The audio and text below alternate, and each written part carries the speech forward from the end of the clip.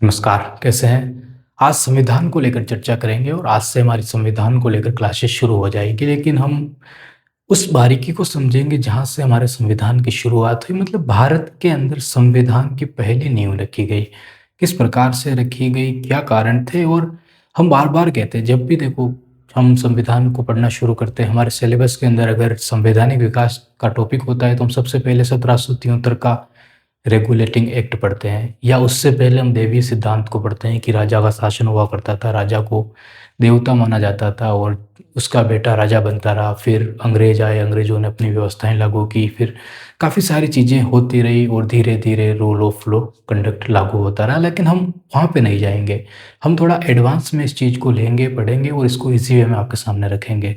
1773 के regulating act को लेकर हम चर्चा करेंगे। आपके जितने भी क्वेश्चन पूछे जाते हैं, किसी भी एग्ज़ाम में पूछे जाते हैं, हर एक क्वेश्चन को हम चर्चा करेंगे, उसको डिटेल में हम समझेंगे और उसके सभी पहलू बैकग्राउंड के साथ हर एक चीज़ आपके सामने रखेंगे। तो आपको पूरी क्लास देखनी है, अच्छी लगे तो कमेंट करना, हमें बताना है कि आपको क्या चीज़ें समझ में आ रही है, क्या पसंद आ रहा है, क्या पसंद नहीं आ रहा है, और फिर लाइक करना, शेयर भी आप कर सकते हो अगर चाहो तो। शुरू करते हैं हमारी क्लास को। पहली क्लास से हमारी, और पहली क्लास का ये पहला भाग, ये क्लास काफ़ी बड़ी होगी तो हम इसको एक भाग में नहीं, कम से कम 2 या 3 भागों में इसको बांटने की कोशिश करेंगे ताकि ज़्यादा जानकारी आपके सामने रखें। लेकिन शुरू करने से पहले 2 या 3 लाइनें हैं जिसको आप समझ लीजिए। सबसे पहली लाइन तो ये है कि 1773 के रेगुलेटिंग एक्ट को के बारे में कहा जाता है कि यहीं से भारत के संविधान की शुरुआत हुई, यहीं से भारत में संविधान की नींव पड़ी। क्या उससे पहले कोई संविधान नहीं था? तो संविधान तो था, लेकिन जो संविधान लिखित में वर्तमान में हमारे सामने है वो संविधान पहले नहीं था। कोई अलग ही तरीके के रूल चलते थे, वो चले आ रहे थे। वो राजाओं के हो सकते हैं, अंग्रेजों के हो सकते हैं, या उससे पहले जो भी इस देश में शासन करता रहा उसके हो सकते हैं। जो देवी सिद्धांत की हमने बात की वो भी हो सकता है।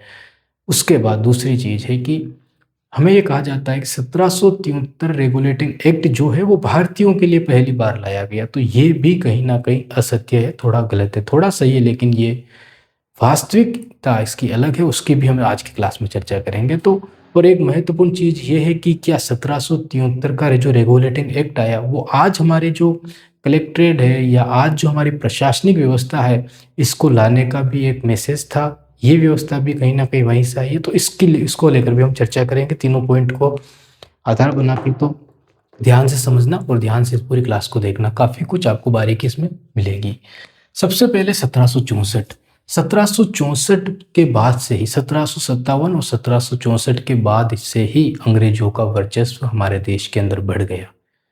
अंग्रेजों ने लड़ाइयाँ लड़ी, बक्सर का युद्ध और प्लासी का युद्ध। 1764 में बक्सर का युद्ध लड़ा और लड़ने पर अंग्रेजों की जीत हुई, और उसी जीत ने अंग्रेजों को भारत में एक मतलब कि राजशाही दे दी। यहाँ पे युद्ध हुआ और युद्ध में ईआईसी को बंगाल, बिहार और ओडिशा की दीवानी मिल गई। मतलब ईआईसी ईस्ट इंडिया कंपनी को बंगाल, बिहार और ओडिशा की दीवानी मिल गई। दीवानी का मतलब होता है कि उनको टैक्स कलेक्शन करने की, टैक्स कलेक्ट करने की छूट वहाँ पे उनको मिल गई, और उन्हीं के हाथों में ये पूरी पावर आ गई। देखो, किसी राजा को अगर हरा दिया गया है तो या तो वहाँ से धन लूट लिया जाएगा या फिर वहीं रह के शासन चलाया जाएगा। दोनों चीज़ें हैं, तो इन्होंने वहीं रह के शासन चलाया और इन्होंने जो टैक्स जो था उस पर अपना हक मार लिया और उन्होंने टैक्स लेना शुरू कर दिया। अब कंपनी के पास अथाह पैसा था, कंपनी के पास काफ़ी सारा पैसा था, लेकिन यहाँ पे एक चीज़ समझना, जब भी कोई ब्रिटिश अधिकारी जब ब्रिटेन जाता था तो वहाँ पे वो लोग उसको नवाब नवाब कह के चिढ़ाते थे। क्यों चिढ़ाते थे?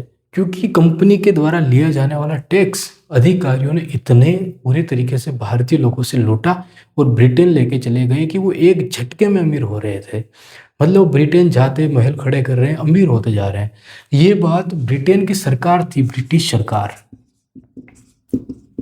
ब्रिटिश गवर्नमेंट, उसको खटक गई। ब्रिटिश गवर्नमेंट को लगा कि अगर हमने लाइन भी लिखी है तो समझना, ये जो नवाब ऑप्शन हमने लिखा है इसका अर्थ है कि आप लिख सकते हो अपने नोट्स में कि जब भी कोई अधिकारी ब्रिटेन जाता तो ब्रिटेन में जाने के बाद वो इतना पैसा भारत से लूट के जा रहा था, भारतीय लोगों को टैक्स कलेक्शन करके इतना पैसा लूट के ले जाया जा रहा था कि ब्रिटेन सरकार को खौफ आ रहा था कि कहीं ना कहीं ये लोग हमारी संसद ही ना खरीद ले, एक दिन इतने अमीर ना हो जाए। ठीक है, तो ये नवाब, उनको वहाँ पे नवाब कह के चिढ़ाया जाता था। लेकिन कंपनी खुद दिवालिया हो रही थी, ये कैसे पता चला? कंपनी कौन सी कंपनी है? EIC company. जब मतलब कोई नवाब ब्रिटेन में जाता, वो इतना अमीर होते जा रहा, लेकिन ईआईसी कंपनी दिवालिया होती जा रही थी। ये कैसे हो रहा था, समझना इसको। कंपनी ब्रिटिश सरकार से 10 लाख पाउंड का कर्ज मांगती है। कब मांगा ये? 1772 में।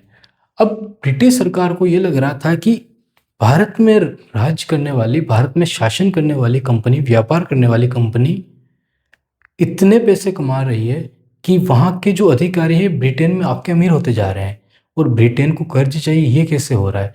तब ब्रिटेन की सरकार को लगा कि ऐसा ना हो कि ये अधिकारी एक दिन ब्रिटेन की संसद को ही खरीद ले, इतने अमीर ना हो जाइए। तो वहाँ पे ये बाहर आगे समझना, 10 लाख का, और 1772 में नींव रखी गई ब्रिटिश पार्लियामेंट। और इसी को खोप खाते हुए भ्रष्टाचार के को नियंत्रण करने के लिए पहला कानून आया। डर था कंपनी कहीं संसद को ना खरीद ले। क्या डर था? कंपनी कहीं संसद को ना खरीद ले। अब आपके सामने क्वेश्चन है, क्या ये रूल ऑफ लॉ जो लाया गया 1773 का, जो रेगुलेटिंग एक्ट जो लाया गया, वो भारतीय लोगों के लिए लाया गया? वास्तविकता क्या थी? वास्तविकता थी कि कंपनियों के अधिकारियों के द्वारा किया जाने वाला भ्रष्टाचार जो है उसको ख़त्म करना, उसको रोकना, उस पर रोक लगाना। और ब्रिटेन सरकार यहाँ पे डर रही थी। इसलिए डर रही थी क्योंकि अधिकारी अमीर होते जा रहे हैं, कंपनी बर्बाद होती जा रही है, दिवालिया होती जा रही है। तो 1773 में रेगुलेटिंग एक्ट लाया गया, और ये पहली बार था भारत के अंदर किसी कंपनी के ऊपर ब्रिटिश सरकार का वर्चस्व बढ़ाया जा रहा था। यह भारत में संवैधानिक नींव की पहली ईंट थी। देखो, पहली बार किसी कंपनी के ऊपर आ रहा था, तो ये पहली बार ही भारत के अंदर संविधान की नींव डाली जा रही थी। लेकिन ये डाली जो जा रही थी, ये किसके लिए? इस रेगुलेटिंग एक्ट के द्वारा डाली गई। और किसके लिए डाली गई है? ईआईसी के लिए डाली गई। आगे बढ़ते हैं। The government general of Bengal, the governor general of Bengal, ये पहला पद लाया गया। पहले गवर्नर हुआ करते थे, गवर्नर जनरल पहले पद लाया गया। मद्रास, बॉम्बे और बंगाल के गवर्नर को अपनी मर्जी के मालिक थे पहले। इससे पहले 3 प्रेसिडेंसियाँ थी इनकी। बॉम्बे थी, मद्रास थी, और एक और कौन सी थी? बंगाल थी। ये 3 थी, 3 जगह इनका शासन चल रहा था। तीनों जगह पे अलग अलग गवर्नर हुआ करते थे पहले। और कंपनी दिवालिया हो रही थी। जो अधिकारी है अपने हिसाब से पैसे लूटते जा रहे हैं और ब्रिटेन में जाके अमीर होते जा रहे हैं। ब्रिटिश सरकार को लगा कि इनको ये करना पड़ेगा। सबसे पहले तो एक करने के लिए क्या किया गया? गवर्नर जनरल का पद बनाया गया। गवर्नर जनरल का जो पद बनाया गया पहली बार, तो पहले मद्रास, बॉम्बे और बंगाल के गवर्नर अपनी अपनी मर्जी के मालिक थे। इनको सेंट्रलाइज किया गया। मद्रास, बॉम्बे को अधीन कर लिया गया। बंगाल को सबसे बड़ा पावर दे दिया गया, और वहाँ पे गवर्नर जनरल बना दिया गया। और बाकी 2 गवर्नर जो थे, वो गवर्नर कौन थे? मद्रास के और बॉम्बे के। ठीक है, तो इनको अधीन कर लिया गया ताकि ये आपस में ना लड़े, ये एक होकर काम करे। ठीक है, इसलिए किया गया ताकि तीनों प्रेसिडेंसियाँ आपस में ना लड़े। और पहला गवर्नर जनरल जो बना एग्जाम के लिए सबसे महत्वपूर्ण है, वो वारेन हेस्टिंग बना। तो क्या यहाँ तक आपको ये कहानी समझ में आई कि भारत के लिए रेगुलेटिंग एक्ट नहीं लाया गया 1773, बल्कि कंपनी के ही भ्रष्टाचार को रोकने के लिए एक्ट लाया गया। और जो ये पद बनाया गया भारतीयों के लिए नहीं, ये इन तीनों प्रेसिडेंसियों को एक करने के लिए बनाया गया। ठीक है। कोर्ट ऑफ डायरेक्टर्स पर नकेल। देखो, कोर्ट ऑफ डायरेक्टर आपने काफ़ी बार सुना होगा, इसको भी समझना। ब्रिटिश सरकार ने कहा कि अब तुम्हें भारत के राजस्व, नागरिक और सैन्य मामलों की पूरी रिपोर्ट ब्रिटिश सरकार को देनी होगी। कौन कौन सी? भारत के राजस्व की, नागरिक की और सैन्य की। राजस्व भारत का टैक्स कलेक्शन, वहाँ के नागरिकों की और सैन्य मामलों की पूरी रिपोर्ट। देखो, यहाँ पे एक चीज़ और है, यहाँ पे भारतीय लोग खुश भी हो सकते हैं। किस लिए? इसलिए कि कंपनी के अधिकारी मतलब नागरिकों को इस तरह लूट रहे थे जैसे कि गुलाम बना के रखा जाता है, इस तरह के माहौल था, बना दिया था यहाँ पे। तो ब्रिटेन सरकार ने कहीं ना कहीं एक छोटी सी गुजारिश की कि वहाँ के नागरिकों की स्थिति हमको बताओ कि कैसी है, किस प्रकार की। आप ऐसा तो नहीं कि बिल्कुल ही लूटते ही जा रहे हो। तो इस तरह की चीज़ें हुई। पहली बार भारत के शासन में ब्रिटिश सरकार का सीधा हस्तक्षेप शुरू हुआ। ब्रिटिश सरकार का, जो कंपनी पूर्व की ओर व्यापार करने के लिए एलिजाबेथ की अनुमति लेकर निकली और भारत में व्यापार करने आई, वो कंपनी 1773 में 1600 में आई। 1773 में कितने साल बाद? 173 साल बाद।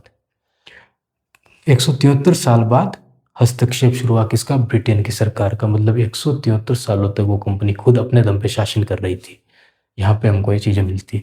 सुप्रीम कोर्ट, यहाँ ये समझ लेना, कंट्रोल ओवर मैनेजमेंट, मतलब जो भी मैनेजमेंट था उसको कंट्रोल करने के लिए पहली बार कोर्ट ऑफ डायरेक्टर्स पर नकल कसने के लिए ब्रिटिश सरकार ने कहा कि तुम्हें राजस्व, नागरिक, वहाँ की सैन्य का सब चीज़ें हमें बतानी होगी। मतलब पहली बार ब्रिटिश सरकार के सामने चीज़ आई, सुप्रीम कोर्ट। अब हम कहते हैं कि इस भारत में पहली बार कलकत्ता के अंदर सुप्रीम कोर्ट बनी, ठीक है, चीज़ें बनी। लेकिन यहाँ पे भी एक चीज़ को समझना, सुप्रीम कोर्ट इन अधिकारियों के लिए बनाई गई थी भारत के अंदर, भारतीयों के लिए नहीं बनाई गई थी। कलकत्ता में एक सुप्रीम कोर्ट बनाया जिसमें एक तो मुख्य न्यायाधीश था, 3 जज थे, और यह कोर्ट भारतीय मामलों के न्याय देने के लिए नहीं था बल्कि कंपनी के भ्रष्ट अधिकारियों को डराने के लिए था। हम यहाँ पर तारीख लिख सकते थे कि कितनी तारीख को, लेकिन ये कमेंट में आपको बताना है कि ये जो कोर्ट बनाए गए इसमें जज कौन कौन थे और यहाँ पे तारीख क्या है, थोड़ा तो आपको भी बताना पड़ेगा। अब आगे चलते हैं। अभी हमारा 3 पॉइंट है कि निष्कर्ष क्या निकलते हैं। गवर्नर जनरल और सुप्रीम कोर्ट के बीच शक्तियों को लेकर इतना टकराव हुआ कि प्रशासन ठप होने लगा, और इसी न्यायिक और प्रशासकीय ढांचे को हम भारत में आज सेपरेशन ऑफ पावर के रूप में देख सकते हैं या समझ सकते हैं, कि संघर्ष के रूप में देख सकते हैं। सेपरेशन ऑफ पावर, शक्तियों का पृथक्करण, सुप्रीम कोर्ट, प्रशासन और सरकार, कार्यपालिका, न्यायपालिका और विधायिका, कितना खतरनाक टकराव होता है तीनों के बीच में। केंद्र सरकार का कोई प्रस्ताव न्यायपालिका में गया खारिज, इलेक्टोरल बॉन्ड आप समझ सकते हो। सुप्रीम कोर्ट ने कोई बात कही, सीधे संसद से आवाज़ आती है कि सुप्रीम कोर्ट इस देश में दंगे भड़काने की जगह बन चुकी है। मतलब टकराव कभी खत्म नहीं होता, इनका चलता रहता है। इसके बीच कहाँ पे उग रहे हैं? यहाँ पे उग रहे हैं। सेपरेशन ऑफ पावर भारत में शुरुआत 1773 में, ये जो रेगुलेटिंग एक्ट लाया गया यहाँ पे, ये सेपरेशन ऑफ पावर की बात हमने की। इस एक्ट ने भारत में रूल ऑफ लॉ की शुरुआत की, ठीक है, पहली बार भारत में रूल ऑफ लॉ की। 1773 अंग्रेजों की मजबूरी से बना। आज भारत का कलेक्ट्रेट और जो प्रशासकीय ढांचा है इसी भ्रष्टाचार को रोकने की कोशिश में लगा हुआ है, या रोकने की कोशिश से पैदा हुआ है, ठीक है। आज जो हमारा है ये उस वक्त पैदा हुआ था। कलेक्ट्रेट बने, सारे कागजों को एक साथ जमाने की कोशिश की गई, बड़ी बड़ी कलेक्ट्रियाँ बना दी गई, इतने कागज लिख दिए गए, और फिर जो दोहन भारतीयों का शुरू हुआ वो काफ़ी खतरनाक था। लेकिन हिस्ट्री का टॉपिक है, हमने इस पे बात कर भी रखी है। देखो एक छोटी सी लाइन में बता देते हैं। भारतीयों को मजबूर किया गया कि कागज पे साइन करें, साइन किए, करवाए गए, पैसे नहीं दिए गए। उनसे फसल खरीद ली, कागज पे साइन भी करवा लिए कि आप फसल हमको ही बेचोगे, हम आपको पैसे देंगे, पैसे नहीं दिए गए। सारा माल हड़प लिया गया, ब्रिटेन में भेज दिया गया। पक्का माल तैयार हुआ, उन्हीं भारतीयों को बेच दिया गया। भारतीय व्यापारियों को पूरी तरीके से बर्बाद कर दिया गया। ये सारी चीज़ें थी, लेकिन आगे काफ़ी कुछ हमको पढ़ना है। तो आज की हमारी क्लास कैसी लगी और डिटेल में हम इसको आपके सामने रखने जा रहे हैं। बहुत बहुत धन्यवाद आपका।